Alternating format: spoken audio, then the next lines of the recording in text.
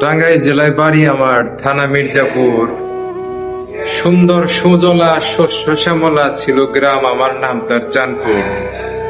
আজ কেন এই অবস্থা, রাস্তাঘাটে বেহাল দশা। ধান ক্ষেতের জায়গা কই, শুধু দেখি রাস্তাঘাটেই রুই ধান ক্ষেত আমরা। আজকে এই অবস্থার জন্য কে দায়ী? আমি আর আপনি, সবাই আমরা দায়ী। আমাদের সেই গ্রাম কত সুন্দর ছিল, কবিতার মতো।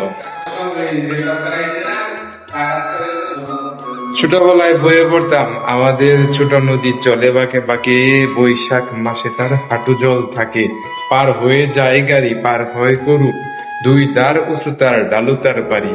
কি ছিল না আমাদের এই কবিতার সেই নদীর মতো আমাদের নদী ছিল, সুজলা শস্য শ্যামলা শ্যামলা মাঠ ছিল, সব কিছু ছিল। তাহলে এই সব কিছু আমরা আজকে হারালাম কেন? আমরা হারালাম আমাদের ব্যর্থতার কারণে। আমরা এখনো যদি সতর্ক না হই, যা আছে তাও থাকবে না। দয়া করে ভুল ত্রুটি হলে ক্ষমা করবেন সবাই। আসসালামু আলাইকুম।